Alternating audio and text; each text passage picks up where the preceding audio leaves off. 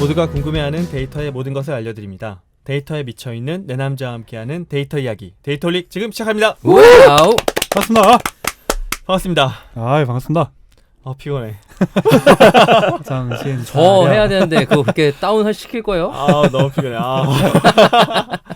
자, 우리 멤버분들 소개하면서 시작하도록 하겠습니다. 최 반장님. 네, 안녕하십니까. 저는 관세음력 데이터 분석과 지식 콘텐츠 개발에 관심 많은 최 반장입니다. 반갑습니다. 반갑습니다. 박 박사님. 네, 안녕하세요. 안녕하세요. 네, 안녕하세요. 네. 자동화 생각에 뇌가 기계로 바뀐 박 박사입니다. 반갑습니다. 반갑습니다. 머리 잘라서 그래, 머리 잘라서. 삼손이에요?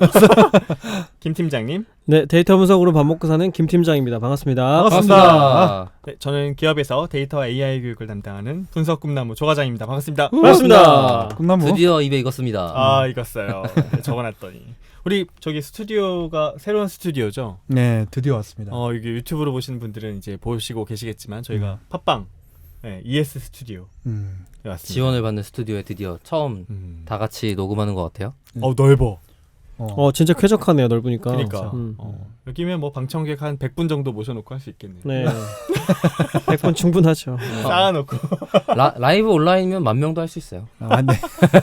이건 뭐. 우리 멤버분들 어떻게 잘 지내셨어요? 한 주 동안? 네. 네. 끝. 저는 드디어 아이를 위해서 그 네. 크리스마스 트리를 샀습니다. 오. 그것 요즘 때문에- 예쁜 거 진짜 많이 나오더라고요. 그것 때문에 그 코스트코를 갔는데 네. 그러니까 뭐라 그래야 되지? 머릿속으로만 있던 그 여러 가지 장점을 지닌 그 공간에 대해서 직접 겪을 때 오는 와닿음이 좀 다르더라고요. 무슨 말이에요? 포스터가 처음이었어요? 그쵸. 제가 일부러 뭘 사야겠다고 의도를 갖고 간 건 처음인 것 같아요. 따라다닌 건 있었는데 H카드 가져갔어요? 현금 가져갔어요? H카드 가져갔죠. 오, 원래 H카드. 있는 게 있으니까 그 와이프가 열심히 잘 챙겼죠. 저는 몰라요 그거까지는. 근데 트리를 아기가 골랐어요? 애기가 고를 트리가 없어요. 왜냐하면 트리가 한 종류밖에 없으니까. 아, 그래요? 네, 크기별로 몇 개만 있고 끝이에요. 디시전 트리랑 그럼 저는 브레스트랑- 랜덤 브레스트 하겠습니다. 랜덤 프레스트랑 디시전 트리랑 걸리답다. 그러니까 코스트코에 그런 전략이 눈에 다시 딱 띈 거예요. 생각보다 뭐라 그래 그걸. 선택지. 쇼핑 공간? 음. 쇼핑 공간이 넓지 않아요. 엄청 큰데 생각보다 넓진 않고 그러다 보니까 몇 가지 제품에 대한 선택지가 굉장히 작은 편? 그 부분이 진짜 이번에 보면서 되게 와닿았어요. 그 트리만 해도 그냥 크기별로 4개만 있고 끝이에요. 그냥 그거 중에 크게 맞는 거 사 끝이야. 그게 더 마음 편할 수 있죠. 너무 좋더라고요. 근데 걔의 퀄리티가 내가 열심히 알아보고 어떤 게 좋아요, 어떤 게 별로예요. 신경 쓰지 않아도 일정 이상 괜찮은 거 저렴하게 살 수 있어. 인 거잖아요. 일단 한번 뭐 큐레이션이 된 건가요? 그죠. 굉장히 큰 큐레이션이 돼 있는 거예요. 제가 알기로는 그 뭐 타겟이라 이런 데서 취급하는 상품의 개수가 10,000가지가 넘는데 그 코스트코는 1,000가지 내외 정도래요. 10분의 1. 네. 그게 그런 전략을 갖고 가는 일부러 거군요. 전략을 가지고 가는 거예요. 그러니까 너네는 오면 고민하지 않고 편하게 살 수 있어. 심지어 어디서 사더라도 그거보다 싼 거야. 이게 보장된 제품들만 있는 거예요. 근데 스트레스를 그거를 줄여주는 거네. 근데 그게 와닿는 걸 이번에 처음 한 거죠. 그게 이 되게 얘기 계속 신기했어요. 할 거야? 갑자기 쇼핑몰 특집. 나 언제 데이터 이야기 나온다 기다리고 있어. 이게 데이터 분석에 기반한 겁니다. 당연히 그럴 것 같아요. 네, 그럴 것 같아요. 네. 아마 가짓수를 달리 해보면서 사람들이 어떤 걸 더 빨리 사는지 비교를 그렇겠네. 해봤겠죠. 네, 그런 분석을 안 하면 계속 그런 매니징 뭐라 해야 돼? MD를 못 하겠죠. 네. 연결 좋았어. 괜찮네. 프로 방송인이다. 어떻게든 기승전 데이터로. 이제 아다르고 어다르게 던져보는. 다르고 다르게래. 김 팀장님은 어땠어요? 일주일 동안? 저는 최근에 윈도우 PC를 다시 쓰기 시작했어요. 맥으로 도저히 해결이 안 되는 게 있어가지고. 너 배신. 얘기 들어봐요. 그래서 윈도우를 써봤는데 와, 내가 일을 되게 잘하더라고. 윈도우로. 내 몸이 윈도우에 최적화되어 있는 거예요. 그래서 이게 오랜 세월 쓴 도구는 역시 어쩔 수가 없구나 하는 생각에. 근데 계속 뭔가 이 또각또각거리는 느낌이 그리워가지고 다시 맥으로 돌아왔어요. 그래도 맥 올려져 있잖아요. 네. 그래서 느낌적인 느낌으로는 맥이 좋고, 네, 업무 성과로는 윈도우가 낫다는 영상 배경에 그런- 빌 게이츠 넣어드려야겠다. 어서 오너라. 근데 공감 진짜 많이 가요. 저도 PPT 빨리 만들어야 되면 윈도우에 그러니까요. 마우스 써요. 방법이 없어 그거는. 그러니까 손에 단축키가 생각 안 하고 타타닥 나오니까 다르더라고. 그러니까 맞아, 이게 맞아. 내가 이렇게 잘 쓰고 있었다는 사실 그동안 몰라왔는데 맥스에다 윈도우를 써보니까 내가 효율적으로 잘 쓰고 있었구나. 맞아요. 일을 그런 거 빡세게 해야 될 땐 윈도우 써야겠구나. 아 실망인데 앞으로 겸상하지 않겠습니다. 그러면서 그림을 들고 계시는 우리 조광선님. 아 맞네. 뭐가? 누가 배신자야? 여기 그림 올라가 있는데. 잘못 들고 왔네. 테이블에 맥 없네 진짜. 사과가 하나도 없네. 아유, 아니, 아니 샀다 저 사과인가요? 샀다고 하시고 처음 갖고 오시고 그다음 또 한 번도 안 들고 오셨어요 조과장님이. 그랬나요? 두 개를 들고 다니기가 너무 무거워가지고. 아 역시 맥반데도 불구하고 맥을 버리는구나. 모셔놓는 용이지. 아. 자 우리 최 반장님은 어떻게 지내셨어요? 저는 뭐 특별한 거는 없었고 엊그제 겨울왕국을 보고 왔습니다. 투. 어. 네, 겨울왕국 오. 2. 야간에 조금 아이들이 조금 덜한 시간대 어. 보고 왔습니다. 정말 재밌더라고요. 재밌어요? 네, 그러니까 재미도 재미인데 솔직히 원보다 재밌는지 정확히 모르겠는데 기술력이 야 정말 디즈니 장난 아니구나 싶은 걸 그래픽이. 확 느꼈어요. 그래픽이. 뭐 손등 털까지 나온대요. 네, 막 옷이 어. 진짜 디테일함이 장난 아니에요. 옷감까지 나오고. 네. 누구 손등에 털이 나오는 거예요? 엘사 뭐 이렇게 네. 손등 털까지 보이고 엘사 손등 털. 옷감 이런 재질이 보인대요. 옷이 진짜 감동해요. 옷이. 그러니까 아이들이 다 나오자마자 드레스 달라고 하는. 그래서 거. 엘사 드레스 하나 사셨다고. 남자용으로. 반장님이요? 제가 남자용으로. 크리스마스 파티용으로. 사주시면 감사히 애기한테 선물하도록 하겠습니다. 알겠습니다. 감사 있는 남자고 깜짝 강요하지 놀랐네. 마. 근데 엘사가 이게 뭐 어벤져스인지 뭔지 너무 강력해요. 아 그럼요. 거기서는 소위 소설이 쓰잖아요. 나쁜 놈이잖아요. 캡틴 네. 마부라고 네. 다이다이랑 눈에서 막 불 뿜고 그러나요? 불 손에서 눈 뿜고 그러긴 해요. 네. 손에서 눈 뿜는다고? 하여튼 강력합니다 진짜. 손에서 눈 징그러 진짜. 뭐야 그 놀아줘 무비 이런 느낌인데 그거는. 그래서 되게 후련함을 느끼고 액션 영화를 보고 온 듯한 느낌. 재밌더라고요. 그렇군요. 아 이제 후속작 만들면 안 되겠다. 점점 그 기대감이 높아지면 힘들겠네요. 아이고. 저 오늘 방송 오기 전에 김 팀장이랑 잠깐 얘기했는데 우리 이제 방송을 접어야 될 것 같아요. 아 진짜요? 네, 구독자가 너무 안 늘어가지고 들으신 분은 많은데 수고하셨습니다. 구독자도 별로 없고 좋아요도 별로 없고. 그러니까. 그래서 오늘 막방으로 아이고 참. 구독 좀 해주세요. 불쌍해. 사람이 왜 그래요? 안 돼. 구독 좀 눌러주세요. 아니 이게 보통 어떤 그 크리에이터들 시작할 때 보면 구독, 좋아요 뭐 이렇게 하고 시작하잖아요. 그거 유튜브. 근데 우리도 구독과 좋아요가 있잖아. 근데 우리는 그죠. 그런 얘기를 한 번도 안 했죠. 그런 얘기를 우리가 안 했죠 많이 안 그동안. 했죠. 근데 우리가 그러니까 매일매일 들으시는 청취량에 비해서 구독자 수가 그렇게 높지가 않아요. 근데 지금 우리가 확보하고 있는 구독자 수가 더 늘어난다고 해서 우리에게 뭔가 다른 이펙트가 올 게 있어요? 있죠. 우리가 기분이 좋잖아 임마. 지금 세 자리인데 네 자리 되면 좋잖아. 여러분 그 팟빵에도 구독이라는 게 있어요. 구독 버튼을 눌러주셔야 저희가 여러분들이 많이 듣는구나 하는 걸 알 수 네. 있습니다. 그리고 중간에 광고 나와도 스킵하지 마시고 웬만하면 끝까지 들어주십시오. 네. 그렇죠. 근데 되게 꾸준히 계속 잘 오르고 있는데 네가 자주 안 봐서 그래. 917이면 지금 제가 본 때에 비해서 300이 넘게 올랐어요. 300 동안 안 봤어요 임마? 그거 안 봤지. 600부터 900까지 안 본 거야. 와. 아니 500대만 관심 있지 그다음부터는 사실 다음 마일스톤이 아니었잖아. 구독 수는. 네. 알겠습니다. 저는 이거 뭐지 이벤트 요거 보는 거 없앤 이후로는 굳이 신경 안 써. 그거 다시 살려드려요? 네. 그거 아니, 때문에 아니. 숫자가 안 는다고 느끼시나? 알람이 안 오는 것 때문에 그럴 수 있을 아, 거예요. 여러분 여러분- 저는 댓글을 자주 보니까 네. 댓글 보러 들어가고 네. 이제 통계 내고 할 때마다 이제 제일 먼저 보이는 게 구독자랑 뭐 좋아요 이런 거니까 네. 한 번씩 보고 지나가면 지금 약간 정책이 있어가지고 저희 청취자분 중에 한 분은 이걸 갖고 프로젝트를 해봐라. 좋아요. 그 구독률을 올리는 데이터 분석 프로젝트를 해봐라라고 하셨는데. 그러니까 크로스 해킹을 해보면 어떠냐 이런 네. 제안을 하신 그거는 거죠. 데이터 분석이 아니죠. 그럼요. 그거는 마케팅이지. 돈을 써라. 그러니까 돈을 안 쓰고 마케팅하는 방법을 열심히 고민하는 게 크로스 해킹 같은 거고. 적게 쓰는 방법, 네. 다른 사람들이 돈 쓰면 된다라는 걸 모르는 방법들을 음. 찾는 거라고 보는 거고 저는. 그래서 어쨌든 조 과장 그 얘기 하길래 네. 제가 안 한다 그랬죠. 왜냐면 누가 돈 낼 건데. 마케팅으로. 우리가 뭐 분석하는데 뭐 매입을 할 수 없기 때문에. 아니 우리 청취자분들이 구독 많이 눌러주실 거예요. 네네. 지금 막 좀 1000 넘어갔어. 1000 넘어갔어. 이게 뭐야? 이제 본다. 예언일지. 이 방송 나갈 때쯤이면 뭐. 네. 그 정도면 될 것 같은데요. 1500 진짜. 정도. 네. 음. 자, 그러면 우리 지난 방송 때 인코딩을 했어요. 야, 팟캐스트에서 인코딩을 했어요, 우리가. 그러게 말입니다. 근데 너무 재밌었어요, 저는. 재밌었어요. 아 그래요? 네. 음. 그냥 하는 말이에요. 감사합니다. 근데 재밌어가지고 인코딩이란 게 이런 거였구나라는 것도 알게 됐고 하나하나 줄임말들 UTF-8 뭐 이런 줄임말들 네, 네. 뭐 코드북이라는 거에 대한 개념이라든지 이런 거 좀 많이 알게 되는데 박 박사님이 직접 지난 방송 잠깐 요약하면서 인코딩이라는 게 뭔지 짧게 말씀해 주시고 오늘 이제 UTF-8부터 들어가게 되잖아요. 네 맞아요. 네, 유니코드부터 하겠죠? 네, 시작해 주시면 좋을 것 같습니다.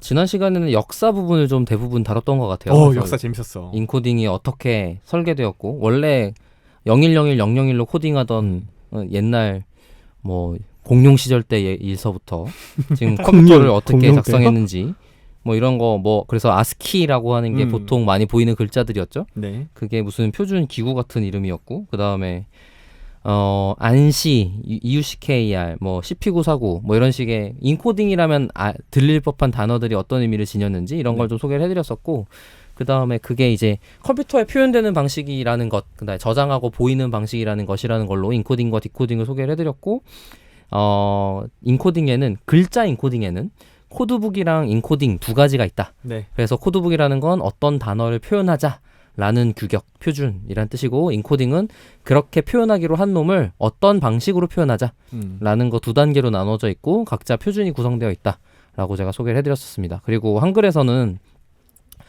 특별하게 이제 완성형과 조합형이라고 하는 두 가지 방식으로 설계가 가능해서 이슈가 좀 있었고 그거를 제가 이번 시간에 좀 딥하게 설명해드릴까 하다가 사실 이미 이 이슈는 많이 지나가 버려서 굳이 지금 뭔가 아실 만한 내용은 아니어서 각자 그냥 취미생활 삼아 찾아보시면 도움이 되는 내용이라고 보시면 좋을 것 같아요. 조합형 부분 찾아보시면 도움이 돼요.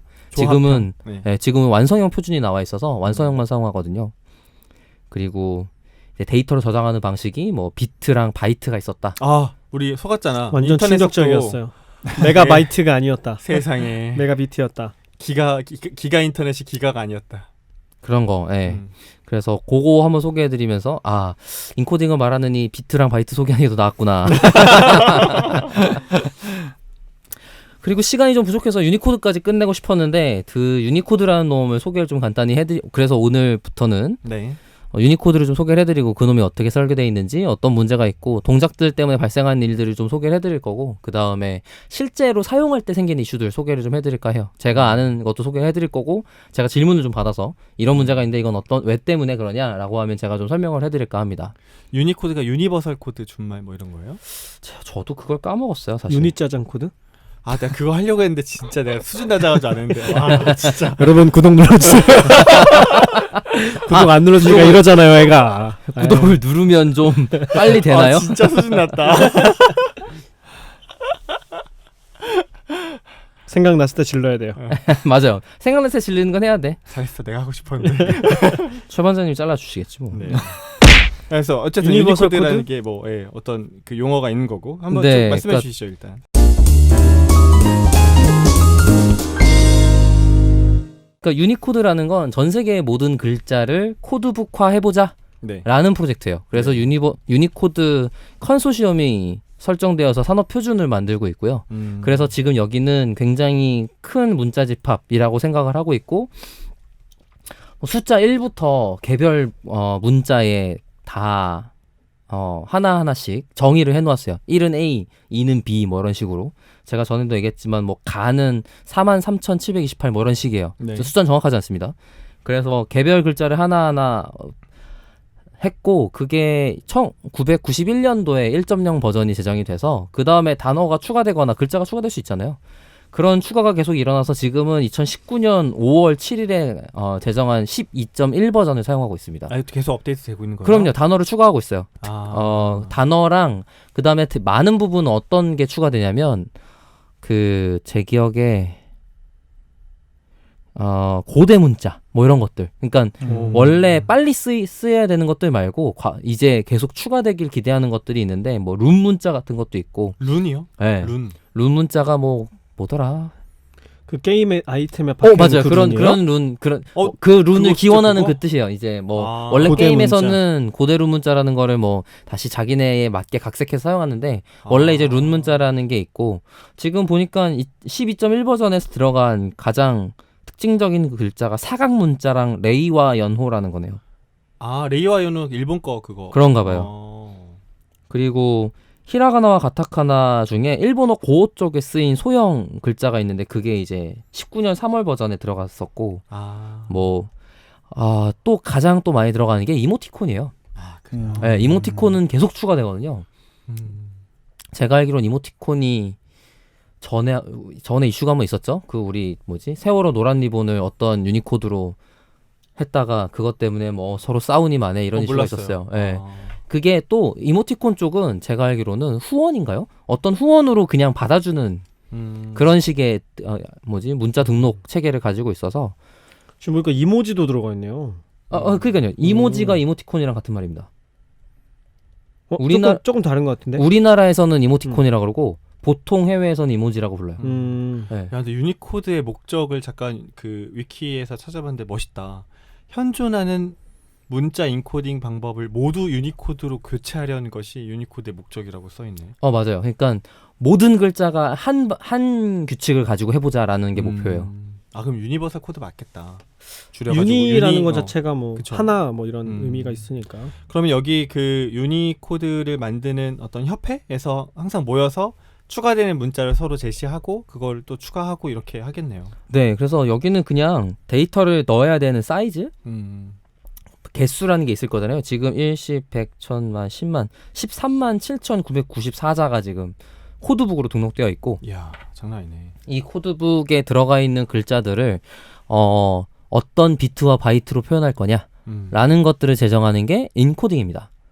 지금 여기까지는 유니코드라는 코드북을 설명을 드린 거고 네네. 이 코드북을 표현하는 인코딩 방식이 UTF-8, 뭐 UTF-16, UTF-16E, UTF-4 뭐 이런 것들이 있는 거예요.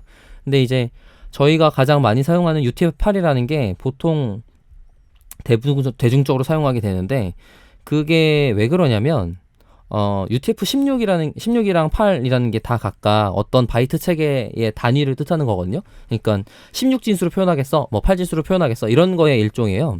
근데 이제 16은 1바이트 체계를 버리고 2바이트부터 사용하거든요. 2바이트랑 4바이트 두 단계 단위를 사용하고 UTF-8은 1바이트부터 3바이트까지 사용합니다. 그래서 그 UTF-8 같은 경우 한글은 3바이트예요. 그러면 조합형으로 사용하거나 아니면은 커스텀으로 만들어진 아니면 UTF-8이 아닌 EUCKL로 작성하는 2바이트 인코딩 체계에 비해서 1.5배 데이터 용량을 더 차지하는 거죠. 근데 뭐 1.5배라는 게 우리나라 말 입장에서는 사실 크게 엄청난 일이 아니다 이런 생각도 좀 있고 제 입장에서는 그리고 인코딩 때문에 생기는 문제를 내가 공부를 하느니 차라리 그 용량만큼 비효율적으로 쓰고 말지 이런 입장이거든요. 저 같은 경우는. 그게 지금 시대에 맞는 기조 같은데. 용량이란 게 워낙 싸게 보급되고 있어서. 그렇지. 네. 근데 그럼에도 불구하고 여전히 이제 우리나라에서나 가능한 접근법에 가깝기도 해요. 왜냐면 인터넷 속도가 빠른 나라가 우리나라만한 나라가 별로 없어요. 그러네요. 맞아. 패킷 아껴야 되는 나라도 아직 많죠. 엄청 많죠. 그래서 유럽어 계열의 나라인데도 자기네 단어 고유 단어를 그대로 안 쓰고 치환하는 알파벳 단어만 써서 표현하는 데도 굉장히 많아요. 아끼려고? 그러면은 아끼려고? 1바이트로 끝나니까. 그리고 만약에 뭐 우주선끼리 송신을 한다거나 이러면 당연히 영어만 정보량을 써야죠. 엄청 네. 아껴야 되니까. 당연히 영어만 써야죠. 1바이트로 아스키로 끝나잖아요. 그러면은 컴퓨팅 파워도 세이브할 수 있죠. 그렇습니다. 드디어 유니코드를 설명을 드렸어요. 뭐 그냥 글로벌리 모든 단어를 한꺼번에 처리한다. 요걸 근간으로 하는 인코딩 체계가 있는 거고 UTF-8이 또 쓰이게 된 다른 이슈가 있는데 UTF-16은 아스키 하이 호환이 안 돼요. 2바이트부터 시작하기 때문에. 조금 쉽게 설명해주면 아스키는 1바이트 코드로 저장한다고 설명드렸었어요. 네. 전에. 그래서 UTF-8 같은 경우는 아스키 코드는 1바이트로 설명을 하는 그 원래 표현 방식 그대로 사용을 하고요. 아스키 코드가 뭐였죠? 아스키는 영어 알파 1바이트로 영어 알파벳을 표현하는 인코딩 방식입니다. 그것도 기억 못해? 128개 글자만 지금 청취자들을 지금 아스키야. 네. 어쨌든 그렇고요. 그래서 이 유튜브 8에는 장점? 한글에서는 어떤 특징이 있냐면 모든 글자를 표현해야 되잖아요. 그러다 보니까 그냥 독립된 자모들도 다 있고 완성형 글자도 다 있고 그렇습니다. 완성형 자모가 다 있다는 게 무슨 뜻이냐면 완성형 자모만으로도 아니 그 조합형 자모 자음 모음으로 분리되어 있는 그것만으로도 완성형 글자를 표현할 수 있는 다른 방법이 존재한다는 뜻이에요.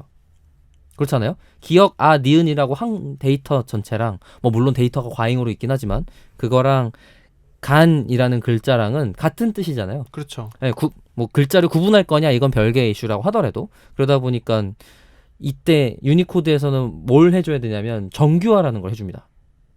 드디어 맥에서 자모 분리의 문제가 슬슬 네, 등장하는군요. 아 기분이 안 좋아지기 시작했어. 다양한 방식을 허용하면서 생기는 문제인 거죠. 다양한 글자가 모두 허용됐기 때문에 공통으로 사용할 수 있는 조합 방법이 있다라는 게 문제가 된 거고 그러다 보니까 유니코드에서 이런 정규화 과정을 한글 때문에 만든 게 아니에요. 다른 언어도 굉장히 많아요. 조합되는 언어들이. 왜냐하면 조합 언어인 경우가 많은 게 알파벳에 발음 기호를 추가한 게 그 나라 언어인 경우가 있거든요.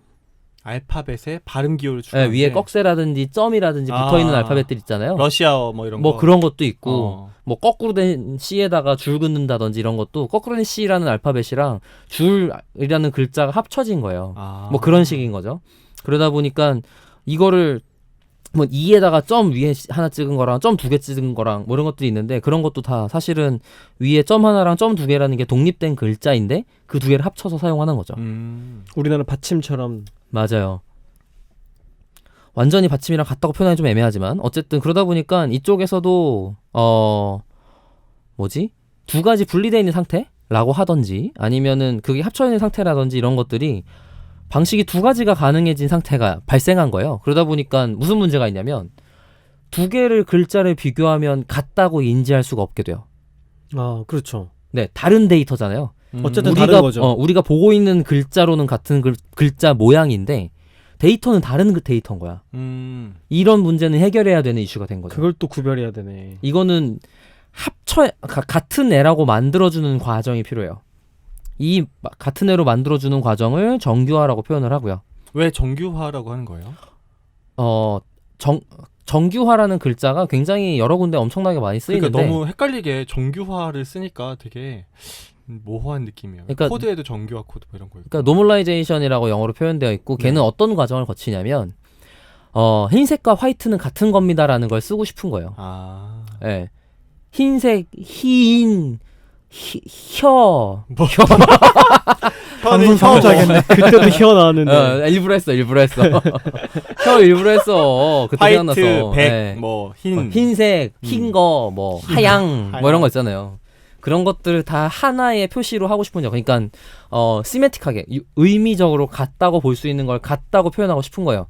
그 텍스트 처리에서는. 근데 지금 여기에 정규화는 모양상 완전히 같은데 데이터로서 달라지기 때문에 그 부분을 정규화를 할 필요가 있어서 얘는 조금 더 로우 레벨, 더 낮은 레벨의 기초적인 레벨의 정규화를 수행을 해주는 거고요.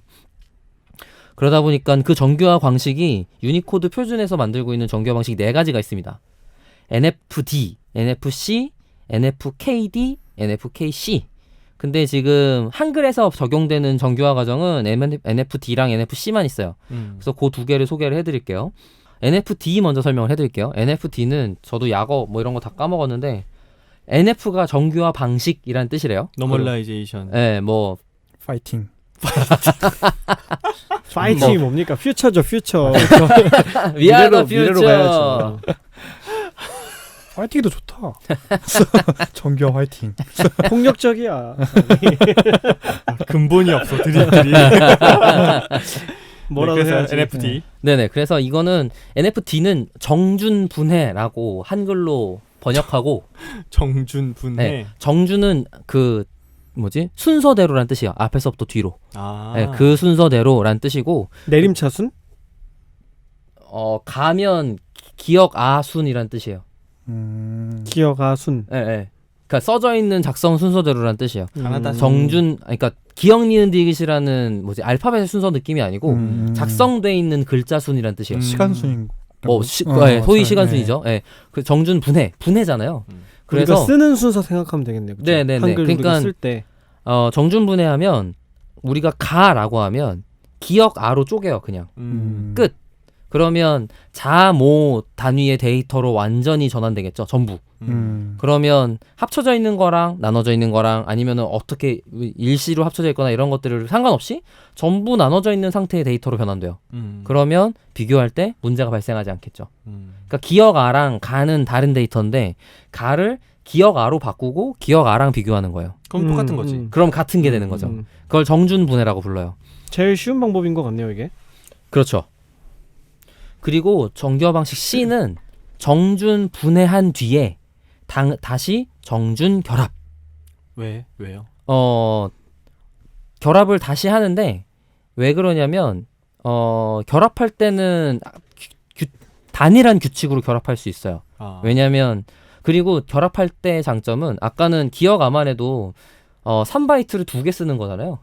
자음, 모음 1개씩. 뭐 3글자면 3개를 쓰겠죠. 근데 결합하면 3바이트 1개로만 쓸 수 있기 때문에 데이터의 효율이 올라가요. 아, 비교할 때. 네.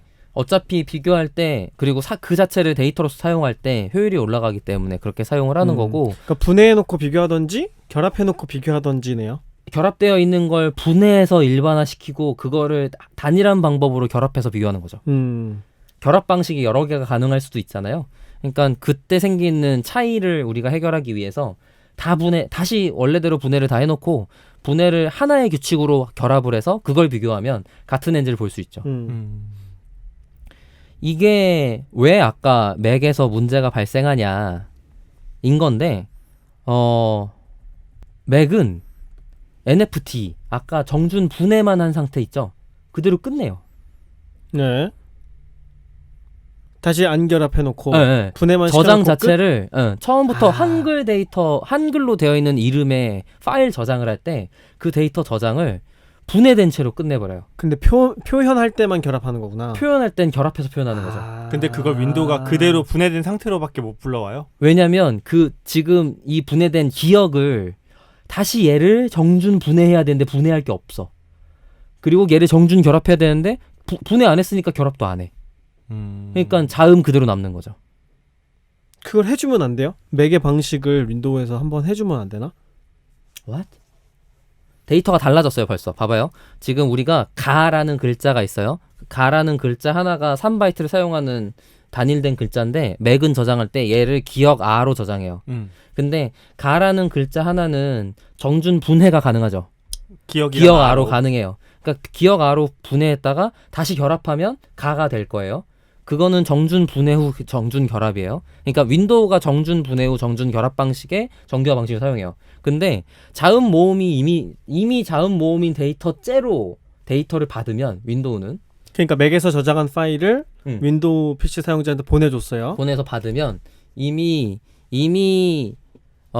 기억 R로 돼 있는 완성된 기억 데이터 하나, 데이터 하나잖아요. 네, 이미 나눠져 있는 상태라는 나눠져 거죠. 있는 상태라는 거죠. 그러니까 기억이라는 놈을 정준 분해 후 정준 결합하는 거예요. 가를 다시 총망라해서 결합하는 게 아니고 기억이라는 놈을 정준 분해하고 정준 결합한다고. 기억 하나 가지고 한번 하고 가지고 한번 하고 이렇게 그죠? 한단 말이에요. 그러니까 얘는 달라지는 발생이 없는 거지. 더 이상 쪼갤 게 없으니까. 쪼갤 게 없으니까. 그러니까 윈도우에서 글자가 깨지는 거예요.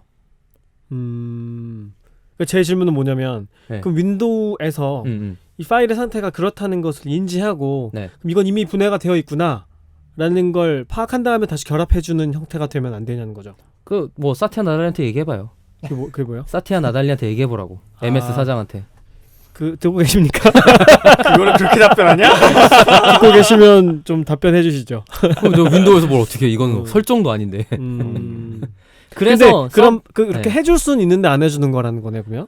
방법은 없는 게 아니잖아요. 그건 좀 다른 문제인 것 같아요. 이 방식을 다르게 해결했을 때 생기는 사이드 이펙트를 짐작할 수가 없는 거죠. 윈도우라는 놈이 워낙 시작했을 때 워낙 다양한 언어를 한 번에 지원하기 때문에 그걸 공통적으로 제공하는 기능으로서 지금 NFC가 효과적인 방법이라고 자기들이 의사결정을 한 거고 그거에 대해서 맥이랑의 호환성에 대해서는 자기들이 더 불만이 있거나 뭐 이런 거에 대해서 의사결정을 한 거겠죠. 어떤 의사결정일지는 모르겠어요. 안 해줄 것 같아.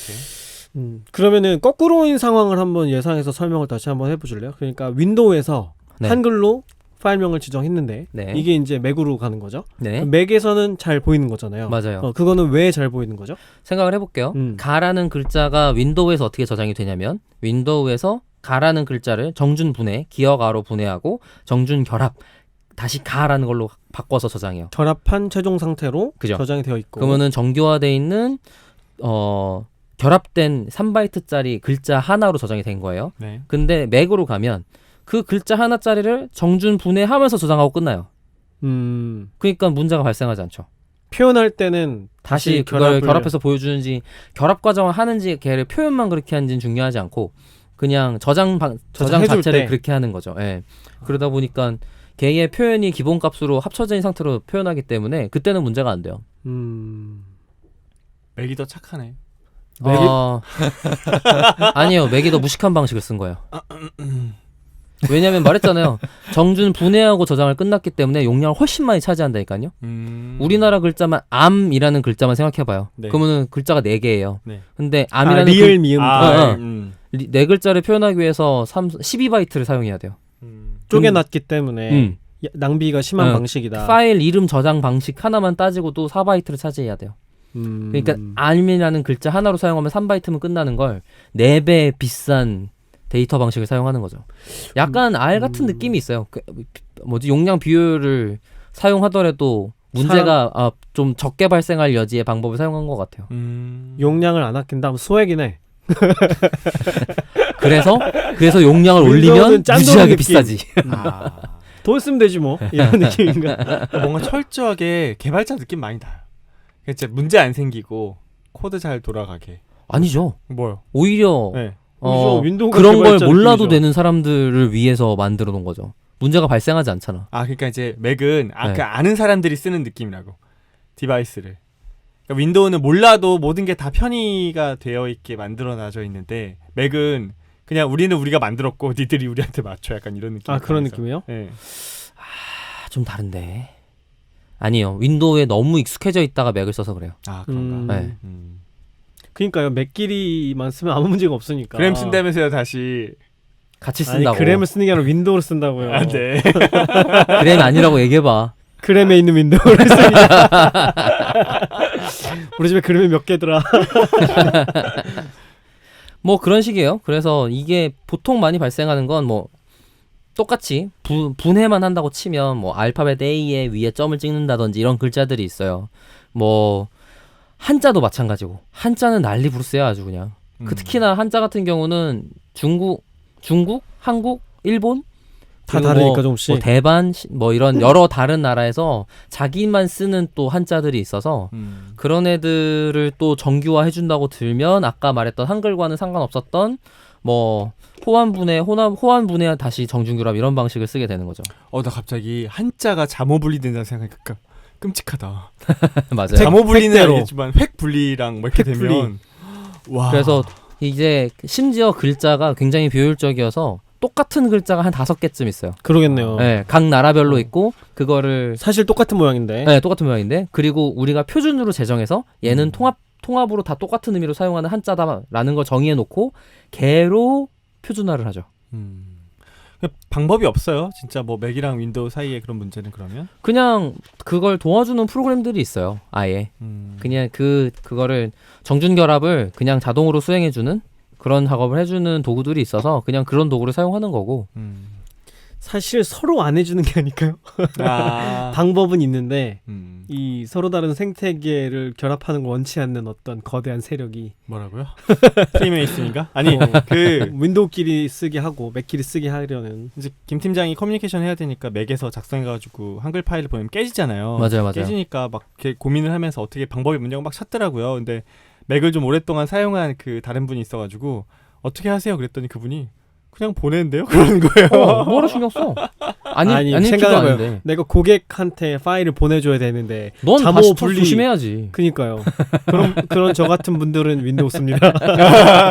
그래서 윈도우 쓰게 되는 거예요. 아니 근데 그치. 최 반장님도 맥 좀 오래 쓰시지 않았어요? 네, 조금 썼었어요. 최 반장님 이런 거 별로 못 느끼셨어요? 업무에도 쓰셨어요? 맥을? 업무는 회사에서. 아니죠. 개인적으로만 썼죠. 그니까. 네. 그러니까 혼자 일할 땐 저도 상관이 없는데 그러니까 파일을 윈도우 사용자가 예를 들어 워드 파일을 한글 이름이 작성된 상태로 보내줬는데 제가 파일 이름을 조금 수정해가지고 새 버전을 보내줄 수 있잖아요. 그죠? 이러면 이제 깨지는 거거든요. 그래서 저는 어떻게 해야 되냐면 이거를 압축을 해요. 압축하고 압축 파일은 영문자로 만들어요. 그러면 그 파일을 풀면 거기에 있는 파일은 그대로 한글이 그대로 나오더라고요. 보존되니까. 이런 진짜? 이런 방법을 써야 되는 거예요. 아니면 그냥 영문으로 보내던가. 근데 이제 파일 고객이 명을. 보내준 파일 원래 정해져 있는 네임 규칙이 있는데 한글로 그거를 영어로 써주는 거지. 건방진 이렇게 원래로. 나라 마음 이렇게. 그런 거. 뭐 그런 불편함이 좀 있더라고요. 네. 그럴 수 있겠네요. 뭐 사실 저는 개인적으로는 영문자 파일명으로 대부분 저장해서 하긴 하는데 저도 그래요. 뭐 근데 이제 일반적으로는 그렇지 않은 방식으로 파일 관리하는 곳들도 굉장히 많잖아요. 네, 그 부분이 어렵더라고요. 문제죠. 네, 맞아요. 네. 그 뭐 그쪽에 규칙이 나름 있는 거기 때문에 또 예를 들면 부서명이다. 일일이 다 영어로 네명할 수는 또 없잖아요. 큰일인 것 같아요. 그래서 특히 이제 R이나 R 스튜디오 뭐지 파이썬도 마찬가지죠. 파이썬은 2점 때는 아예 인코딩에 크리티컬한 문제가 있어갖고 엄청 많이 힘들었었고 파이썬 3부터 UTF-8을 기본 인코딩으로 사용하기 시작을 했고요. 거의 그게 기본이에요? 네, 이제 기본이에요. 근데 지금 요즘 개발 언어 중에 UTF-8이 기본 인코딩이 아닌 애는 사용이 안 될 거예요 아마. 근데 요즘도 R 스튜디오 설치하면 제일 먼저 바꿔주는 게 안시에서 바꾸는 거 아니에요? 그거는 R 스튜디오의 기본 인코딩 옵션인 거고. 그렇군요. 네. R에서도 대부분의 이제 패키지들이 UTF-8 인코딩을 기본으로 채택하고 있어요. 뭐 그 방송 들으시면서 좀 어려우신 분들은 그냥 UTF-8이 짱이다. 맞습니다. 그렇게 기억하면 된다. 근데 이제 방금 김 팀장이 얘기해 준 것처럼 다른 사람들이 똑같이 UTF-8을 쓰면 문제가 없는데 다른 사람들이 UTF-8을 안 쓰는 경우가 많아요. 특히 윈도우를 기본값으로 사용하면 그냥 CPU949로 나오면 네, CPU949 기본값으로 대부분 사용하시잖아요. 그러면 문제가 많이 발생할 수 있는 거죠. 특히 이제 R 사용자들은 어떤 문제를 가장 많이 겪냐면 처음에 이제 공부한다고 컴퓨터 이것저것 설치하고 스크립트 파일 만든 다음에 코드 복붙하고 이제 주석 처리해갖고 이제 거기다 설명을 잔뜩 써놓은 다음에 한글로 그다음 다시 열었는데 깨진 거야. 뭐야? 어떻게 된 거지? 어떻게 된 거야? 그럼 인코딩이 잘못된 거죠. 그러니까 저장할 때 인코딩과 불러올 때 인코딩을 다르게 했기 때문에 생기는 문제인 거예요. 근데 깨진 상태로 또 한 번 저장했다. 그럼 끝이에요. 그럼 안 되지. 그러면 이제 복구가 데이터에 유실이 발생해요. 그래서 그건 복구할 수가 없어요. 저장하면 안 되고 리오픈 위드 인코딩이라는 걸 선택해서 인코딩을 고쳐서 해줘야지 살릴 수 있어요. 그러면 이제 걔를 다시 인코딩을 지정해서 저장하는 방식을 통해서 안전한 인코딩으로 바꿔서 저장을 하고 그다음부터는 문제 없이 쓸 수 있게 되는 거죠. 그냥 저장하면 꿰 뭐 이렇게 그 상태로 네. 그냥 데이터가 만들어져 버리는 거니까 맞아요. 방법이 없죠. 야 이거 힘드네. 힘들어요. 한글 유저들이 힘드네. 힘들어요. 그래서 UTF-8 장려해야 된다 뭐 이런 문제들이 많이 있는데 R 언어 생태계에서는 이제 R 스튜디오 팀에 이제 중국인 분이 주요 엔지니어로 들어가면서 이거 UTF-8 해야 된다라는 걸 굉장히 많이 전파해서 지금은 그래도 과거에 비해서는 좀 나아진 편이고. 그 사륜안 만드신 그분? 네 맞아요. 제가 그냥 영웅이에요 영웅. 나루토? 트위터 네, 맞아요. 그거 만드신 분. 트위터 계정 이름 밖에 몰라갖고 어떻게 부르는지 모르는 그 중국분 엔지니어가 뭐. 엔지니어가 이제 R 스튜디오의 시니어 개발자로 들어가셨나 그래요. 그래서 그 팀 내에서 UTF-8 해야 된다라고 굉장히 권장을 많이 하고 사용하고 있고 그것 때문에 좀 많이 수월해졌어요 실제로. 잘 됐네요.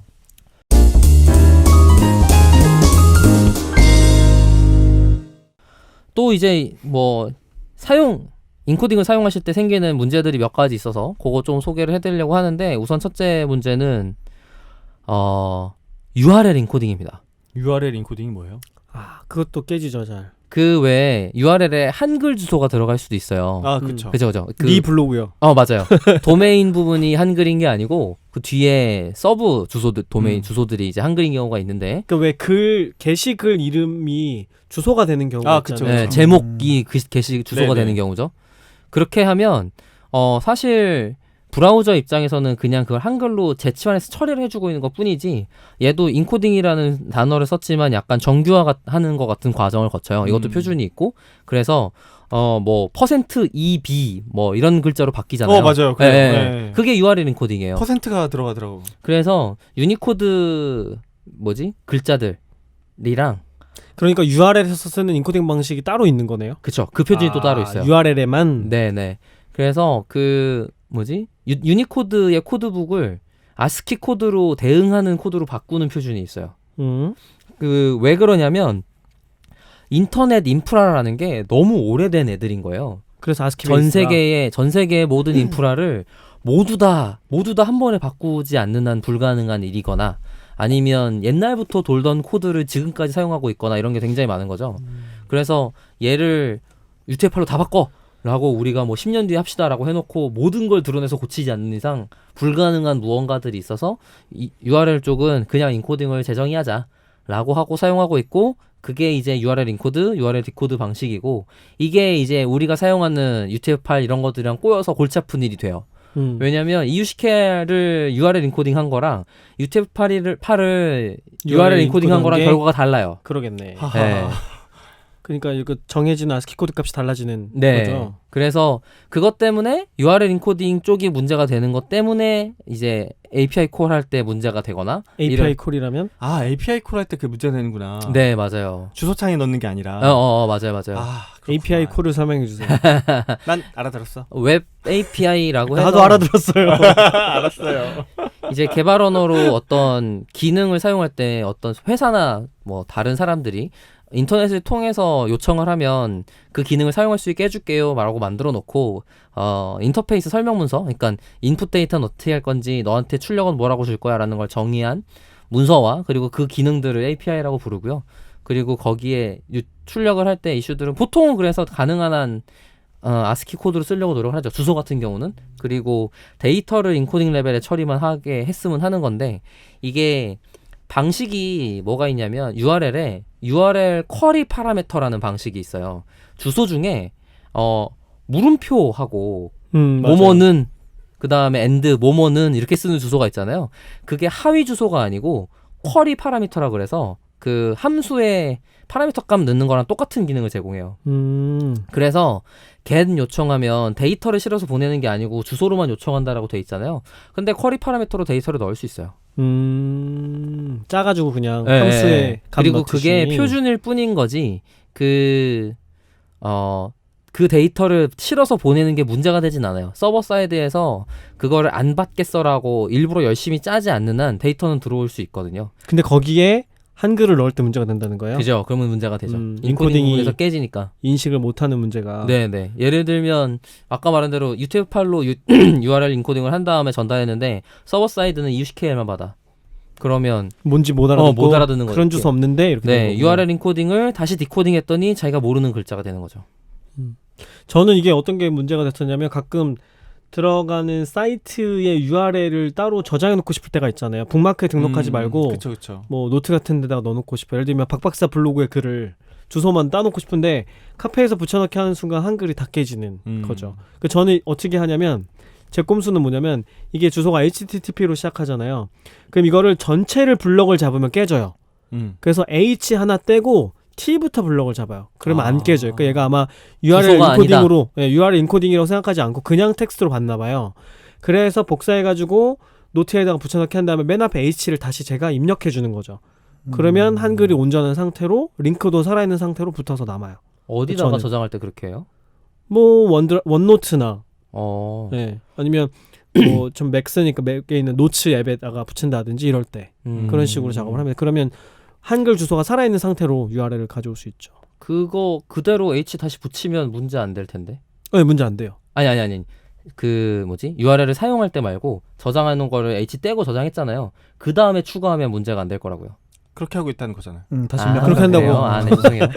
사용할 때 H 붙인다는 줄 알았어. 사용할 때마다. 이상한데. 왜냐면 거지. 글자를 타이핑해도 걔까지 다 그냥 하나의 텍스트로 받고 거기에 이제 뒤에 주소가 URL이 들어가 있는 상태가 되는 거니까 그냥 링크가 살더라고요.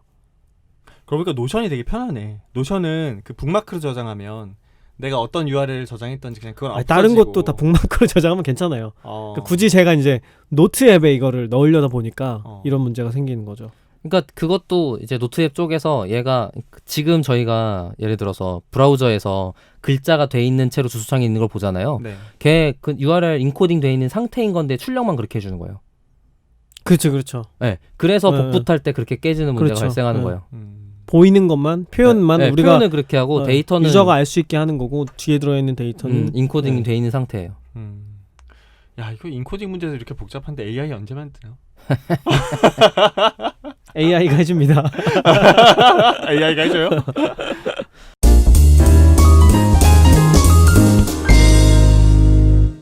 뭐 또 다른 문제가 있을 수 있는 것들은 뭐가 있냐면 아까 말한 것처럼 CP94구로 저장하는 기본 상황에서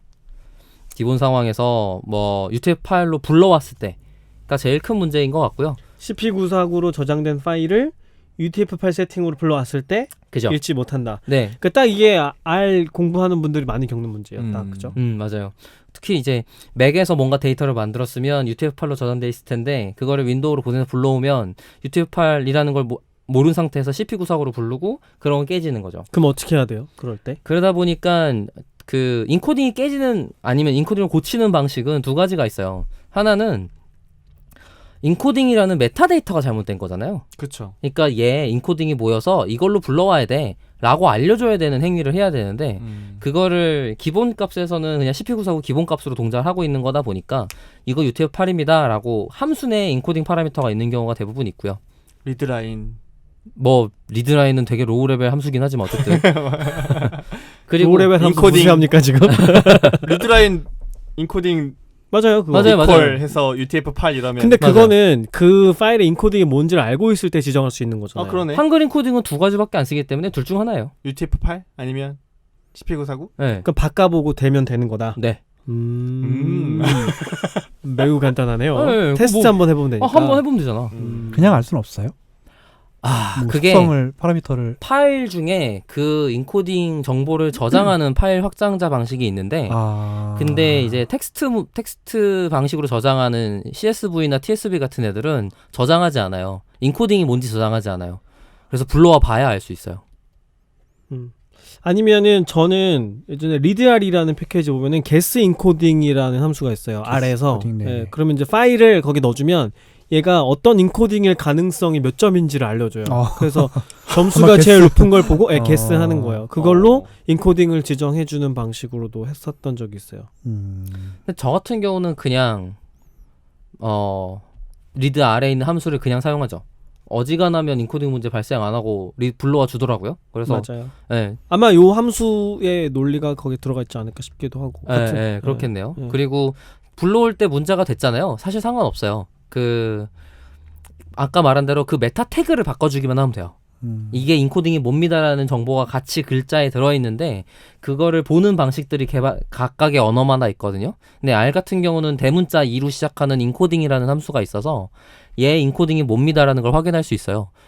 근데 이제 R의 인코딩 체계가 조금 복잡해서 그대로 사용하는 건 좀 어렵지만 어쨌든 얘는 UTF-8입니다라고 그냥 강제로 할당해주면 문제가 해결되는 경우가 있고요. 반대의 경우도 당연히 마찬가지고요. 근데 이제 다른 방식으로는 데이터 자체를 변경하고 싶을 때가 있잖아요. 그럴 수 있겠죠. 네, EUCKR로 저장되어 있는 한글 데이터를 한글 자체는 바꾸지 않고 나 왜 반대로 말하고 있니? 어쨌든 둘 중 하나의 다른 인코딩으로 네. 저장하고 싶다. 네, 저장 방식을 변경하고 싶다. 이것도 가능하죠.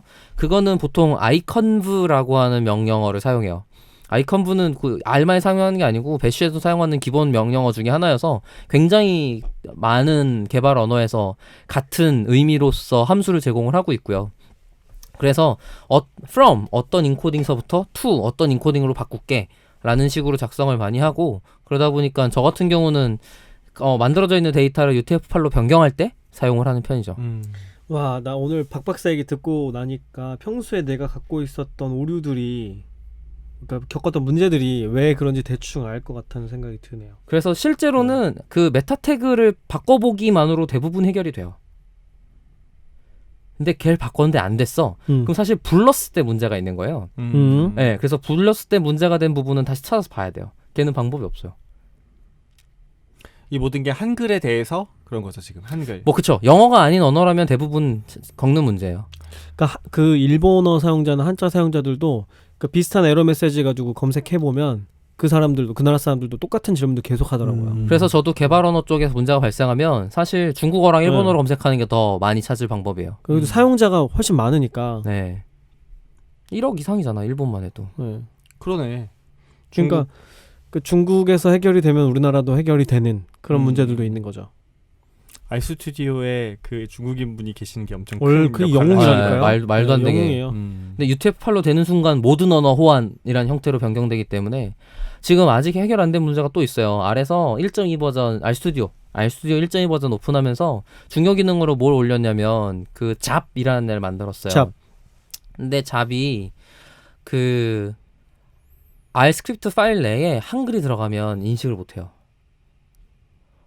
근데 그게 알스튜디오 그런 문제 되게 많아요. 인코딩 문제일 거잖아요. 음. 근데 얘는 아무리 뒤져봐도 제가 해결할 방법이 없어. 베이스 함수가 인코딩을 안 받아.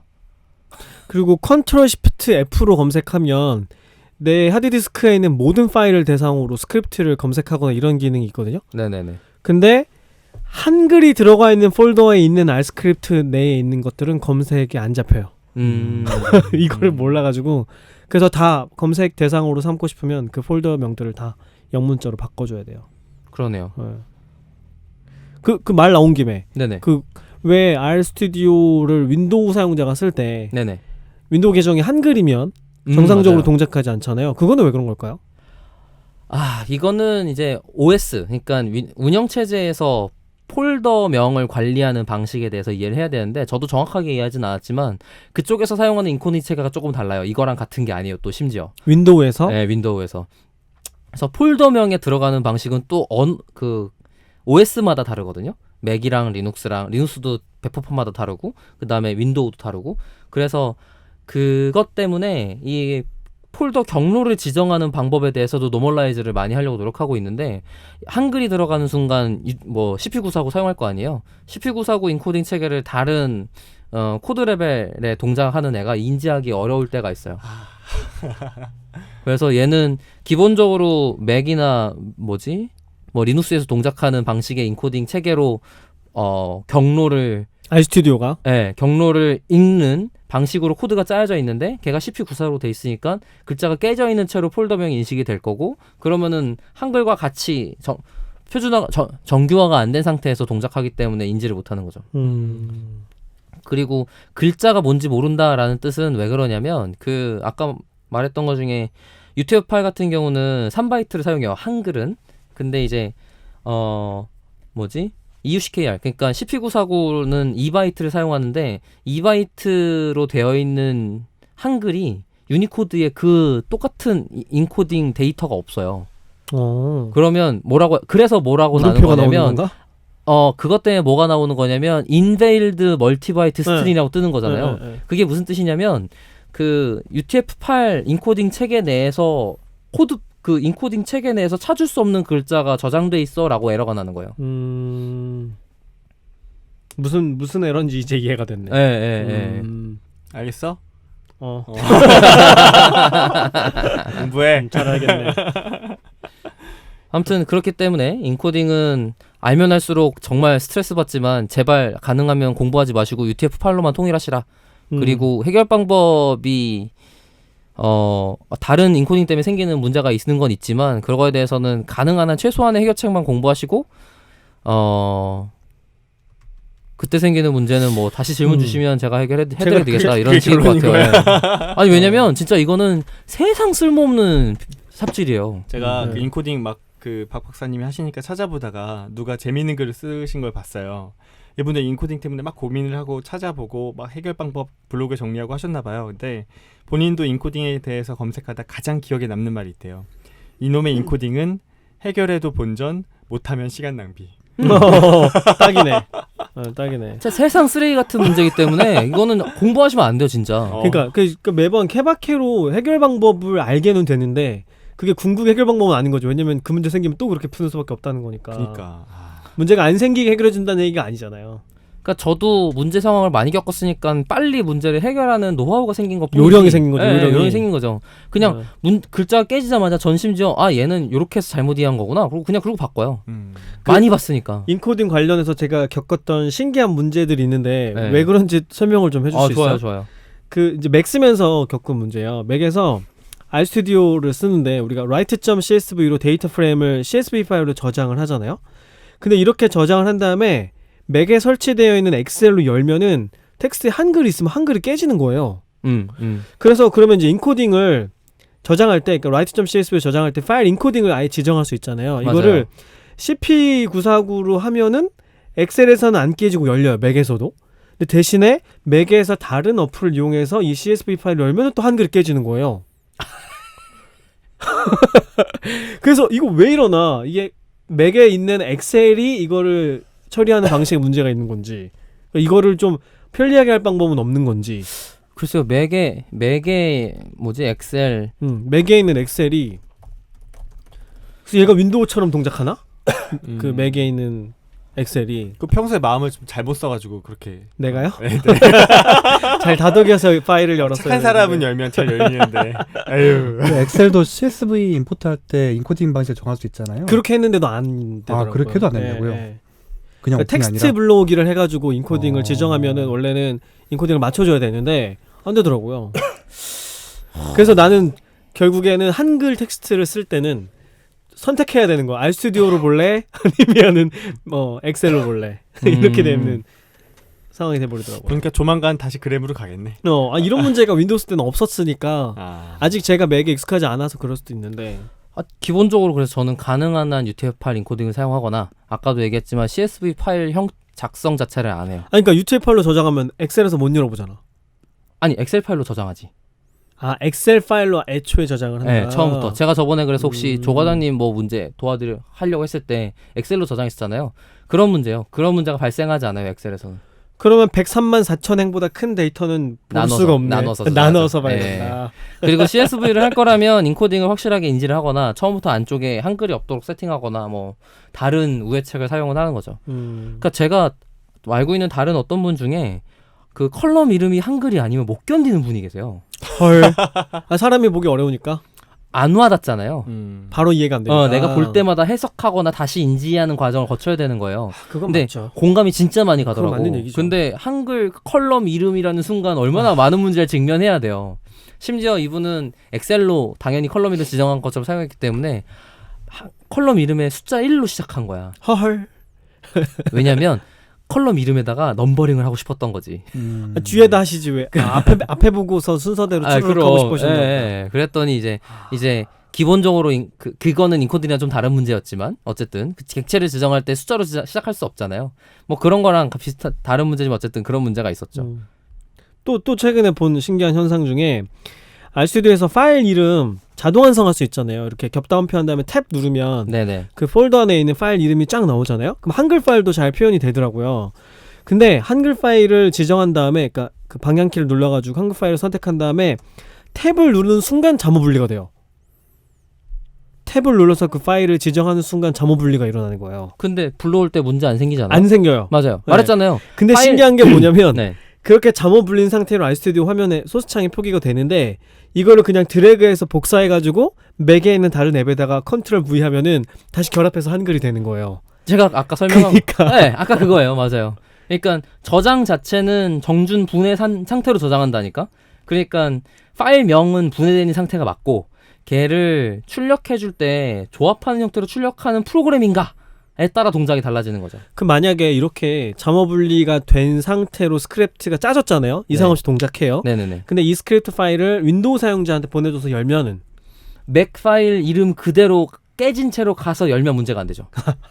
그 상태로 네. 파일도 상태가 같고 무슨 스크립트도 말인지 상태가 같고. 그렇죠. 그래야 되는 거죠. 이 참 어렵네. 그런 식입니다. 그래갖고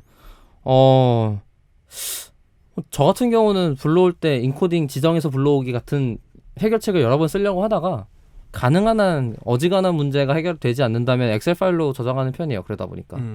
그리고 R에서의 굳이 요령을 추가해 보면 라이트 엑셀 써서 한다는 거예요? 네네네. 그 라이트 엑셀 패키지에 라이트 엑셀 파일 함수를 사용하고 굳이 추가를 해보자면 그 리드R 패키지에 write CSV with UTF-8인가? 하는 함수가 있어요.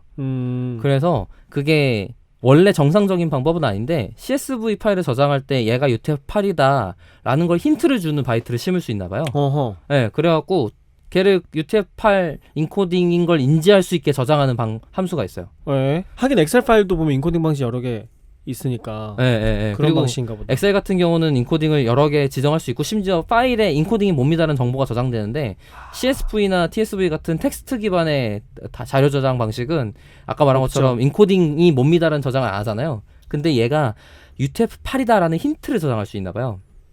그래서 그렇게 저장하면 그 다음부터는 문제가 안 돼요. 이거 좋은 방법이네. 네. 음.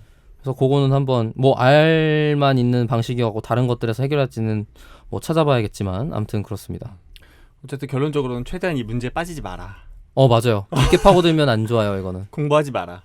UTF-8장 이겁니까? 네, 맞아요. 시작하자마자 RStudio 세팅을 전부 UTF-8로 조정을 해놓고 그 다음에 다른 거 들어왔을 때 깨지면 근데 그렇게 하면 그 윈도우 사용자들은 기본적으로 나쁜 게 되는 거잖아요. 아니요.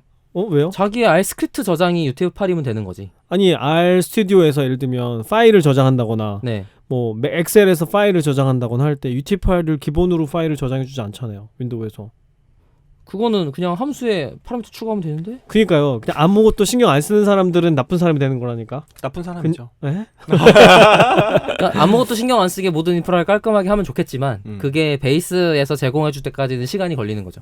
그러니까 인코딩 UTF-8 하는 걸 습관화하는 게 일단 지금으로서는 그렇죠. 한글 사용자로서는 그리고 한글을 굳이 쓰고 싶다면 이라는 거고 저는 그게 힘들던 시대에 공부를 해서 뭐 엄청난 옛날은 아니지만 그래갖고 한글을 가능하면 안 쓰는 걸 습관으로 들였었는데 저도 그렇긴 해요. 예. 근데 이제 한글이 좀 더 익숙하시고 그걸 많이 써야 되는 사람 입장에서는 그럼에도 불구하고 그런 불편함을 하는 게 나은 방법인 거죠.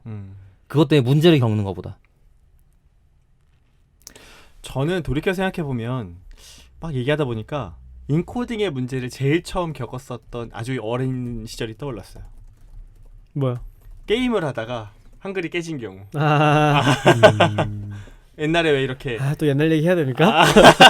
사실 그때부터 시작인 거죠 뭐. 맞아요. 왜 이렇게 뭐라 그래야 되지? 박스선 같은 걸 넣고 싶었는데 거기에 글자 막 있고 그렇잖아요. 맞아. 라인에. 그게 인코딩이 깨진 거예요. 그러니까. 맞아요. 네. MP3 플레이어에 가요 넣었는데 가사 그치. 깨지는 거. 맞아요. 재밌게 맞아요. 다른 나라 뭐 음악이나 이런 거 딱 이렇게 MP3에 넣는. 여러분 예전에 MP3 플레이어라는 게 있었어요. 그 정도는 알지 않을까? 왜요? 요즘 10대들은 모르지. PC 통신도 알까? 지금 10대들은 모르죠. PC 통신은 모르겠다. 그렇죠. 여러분 전화기 죄송합니다. 여기까지 하겠습니다. 네. 그러면 저희 인코딩 그러면 이렇게 해서 인코딩에 대한 역사와 개념 그리고 인코딩의 종류 그리고 최근에 이런 인코딩 문제를 없앨 수 있는 뭐 UTF-8이라는 거에 대해서 알아보고 그리고 맥과 윈도우 간의 어떤 자료가 왔다 갔다 하는데 발생한 이슈들 그리고 실제로 데이터 분석을 할 때 데이터 불러오거나 저장할 때 생긴 이슈들 이렇게까지 좀 알아본 것 같은데 어떻게 들으셨나요? 반장님 너무 계세요? 어려워. 거기 계세요? 너무 어려워. 중간중간 정신 놓고 계시더라고요. 지금 데드풀이 한국에 와 있대요. 그래서 뭐야. 천사가 사투를 보내서 지금 라이언 레이놀즈. 진짜 더러워서 다음 생에는 꼭 미국에 태어나고 싶다라는 생각을 하면서 맞아요. 차라리 그게 날 수도 있어 진짜. 다음 생에 미국에 태어났는데 중국이 세계를 제패하고 있어. 그 세계에서는 그럴 수 있지. 항상 을로 사는. 아이고 힘드네. 아무튼 뭐 공부하기 너무 깊은 분야여가지고 딱 어느 맞아요. 정도까지만 알아야겠다는 취사 선택의 좀 묘가 필요할 것 같다는 생각이 들었습니다. 죽을 듯이 강조합니다. 절대 공부하지 마세요. 네, 어쨌든 그럼 박박사님 도대체 이걸 왜 공부했을까 궁금해지기도 하고. 저는 제가 닥쳤는데 아무도 가르쳐준 적이 없었어요. 심지어 자료도 없어 이거는. 필요에 의해. 찾아보시면 공감하시겠지만 이거를 근원이 어떻게 돼서 이런 문제가 발생한다라고 알려주는 건 진짜 거의 없고요. 지금 요렇게 했더니 문제가 해결돼까지 단편적인 해결책만 있고 왜 해결되는지는 모르는 사람들이 그냥 자기 공부 차원에서 올려놓은 것들만 찾아볼 수 그냥 있어요. 팁 모음 같은 것들만 잔뜩 있죠. 맞아요. 그러다 보니까 그러니까 UTF-8에 다루는 최고의 콘텐츠는 데이터 올리기다. 어디서 안 가르쳐준다. 뭐 이런 거잖아요. 코딩이 문제라면 데이터 올릭. 그렇죠. 코딩이 문제라면 박 박사에게. 네, 아무튼 뭐 수고하셨습니다. 네. 저는 되게 속이 시원해졌어요. 지금껏 뭔지 모르고 빡쳐왔는데 이제 뭔지 알고 빡칠 수 있을 것 같아요. 왜 따라해요? 난 도대체 이게 왜 이러나 맨날 정말 짜증내면서 해결을 했었는데 이게 이런 원리 때문에 어쩔 수 없는구나라는 걸 알았으니까 좀 덜 짜증날 것 같아요. 그래요? 뭐 그 박 박사님은 준비하고 이렇게 방송하시면서 어떠셨어요? 저는 진짜 6개월 만에 주제를 잡는 건가라는 생각이 들어가고 엄청 신기하기도 하고 생각보다 제가 시간을 안 쓰고 있었구나라는 생각도 들고 그걸 이제 알았단 말이야. 네. 그렇기도 하고 지금 이번에 저도 핑계김에 좀 공부를 좀 더 했거든요. 그 전에 헷갈리게 알고 있었던 게 뭐냐면 안시가 인코딩 이름이 아니다가 되게 공부하기 힘든 자료 중에 하나였어요. 왜냐면 네네. 굉장히 많은 애들이 인코딩이라고 설명해놔요. 그래요? 찾으면? 네, 찾으면. 그리고 인코딩 선택한 데 들어가면 안시가 또 있는 애들이 있거든. 그러니까 윈도우에는 윈도우 메모장에 대표적으로 안시가 있어요. 저 항상 메모장에 다시 바꾸기 할 때 안시가 나오니까 그건 인코딩이구나 싶었거든요. 그 걔가 익스플로러 CP949란 뜻이에요. 네. 그렇군. 네, 걔네 표준을 사용하는 거야 라는 식으로 돼 있는 거라서 네. 그게 인코딩이 아니래요. 그래갖고 그걸 저도 이번에 찾으면서 알았어요. 좋습니다. 저도 이제 그 데이터 분석하거나 이제 특히 깨졌을 때 이게 왜 깨지지 하고 찾아보다 보면 사실 하나하나 이슈를 이렇게 찾아가면서 해결하고 그런 과정에서 뭔가를 배우는 것 같은데 배운 건 없고 이게 도대체 인코딩이라는 게 뭔지도 모르겠고 라는 그런 과정들을 겪어오다가 지난 방송 그리고 이번 방송 박 박사님이 준비해 주신 내용을 들으니까 뭐 솔직히 저도 100% 막 엄청나게 잘 이해가 가서 완전히 이해했다라고 말씀드릴 수는 없긴 한데 대략 저런 게 있었구나, 저런 역사가 있고 이렇게 흘러가고 있고 그렇다면 앞으로도 이렇게 흘러가겠구나라는 예상 정도 할 수 있는 좋은 기회가 되었던 것 같습니다. 네, 그리고 청취자분들 중에 혹시 맥 사용자분들 있으면 네. 잠업 울림 문제 어떤 식으로 대처하시는지 좀 팁을 알려주셨으면 좋겠어요. 저는 미련을 아직도 못 답을 못 찾아서. 그 합쳐주는 프로그램이 따르지 않았어요? 그러면 윈도우 사용자가 그걸 합쳐줘야 되는데 그럼 제가 맥 사용자가 아니고 윈도우 사용자 그럼 해결책이에요? 제가 고객님한테 그걸 보내드린 다음에 합쳐서 보세요? 이렇게 해야 되니까 그럼 안 되잖아. 그거 되게 재밌어요. 제가 그 맥에서 엄청 많이 받은 한글 파일들을 윈도우로 갖고 왔는데 다 깨진 거예요. 네. 그래서 어떤 프로그램을 찾았더니 그 프로그램에서 그 폴더를 지정을 하면 글자들이 쫙 붙어요. 전부 다 파일 이름명을 한 번에 자동으로 바꿔주는 프로그램인 거예요. 맞아요. 네. 그러니까 그게 있다고 하더라고요. 네. 근데 그렇게까지 하긴 좀 제가 그걸 고객한테 요청해달라고 할 수는 없으니까. 그래서 언젠가는 대통합할 그날을 기다리면서 그런 날은 안 올 것 같아서 팁 있으면 좀 알려주십시오. 네. 맥을 쓰지 마십시오. 어떻게 그런 말을 어떻게 그런 말을 네. 저 윈도우에 미친 자는 옆으로 접어두고 맥 사용자 만세 외치면서 인코딩 방송 이렇게 마무리하도록 할까요? 데비안 만만세인데 사실. 네? 뭐라고요? 데비안 만만세입니다. 대변이 뭐예요? 그거 설명하면 끝이 없습니다. 알았습니다. 네. 여기까지 하도록 하고 그러면 우리 데이터 릭은 더 좋은 컨텐츠를 가지고 다음 방송으로 다시 인사드리겠습니다. 감사합니다. 감사합니다.